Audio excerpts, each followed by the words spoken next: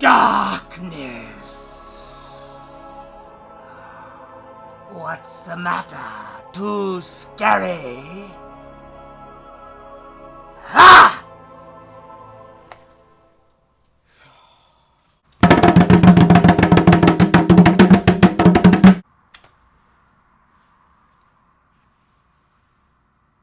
Darkness.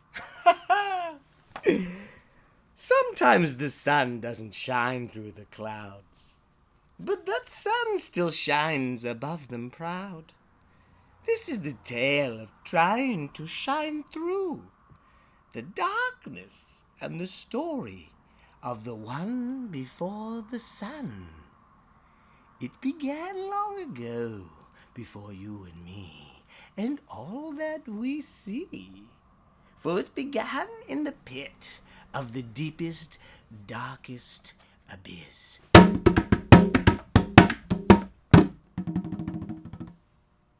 An endless sea of all black eternity. Long before there ever was light, there was dark. And in it, from the darkness, that life first sparked. Many people believe that the blackness was bleak and the weak and void of all living thing. But it is well known among the ancients that life begins in the deepest, darkest places. There in the hollow there exists an ancient entity, none for you nor I, or one can quantify, but it is very much there, and indeed a dark manner of the most diabolical. The darkness matter, as it is called to many now, was once at all, at first there was of all, and some believe ever will be, when all we see and all that be's come to pass. For the darkness has endless reaching raw power, and it rules the unforgiving hour. For it is the darkness that time can stop.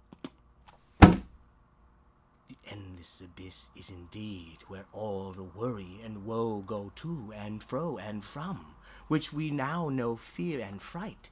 It rules the night and shrouds the sight. It screams in silent shadows and stalks at every step. Every soul, every man, every mole.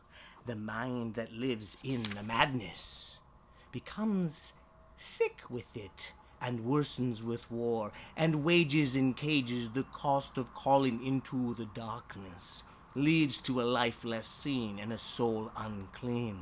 Now this bleak blackness was not always so dire, and not always so dour, to before the lands and legends there was the only dark hour. Time wasn't yet ticking. There was no clock, no talk, or chat, or chime. There was no reason, there was no rhyme. So the seasons had not yet come, for any winter, nor sun, nor one. The one that was there is bleak, black, and bold, blanketed of all everything. There was no song, nothing to sing. That was just the way it was.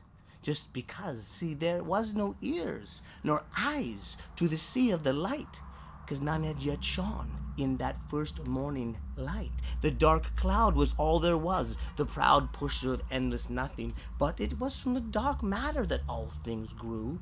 For this darkness that it knew, the soil comes the seed, the idea of something the darkness freed. For it is the darkness that lives the night, and by this power came first sight. At first just an idea, a concept, a thing. Then came the growing matter in a spot, then in a ring, something hot. As the blackness pushed for more of that, the energy it created, it turned to black. One thing in itself, there was nothing, now something. Now no matter how dark the matters became light, they sparked, and the light it rained.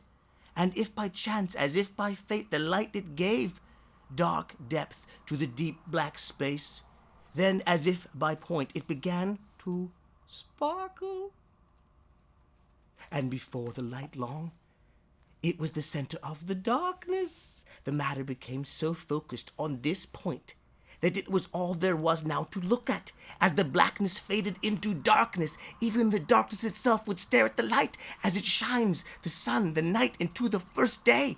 This is how light became to the new way for all life to see.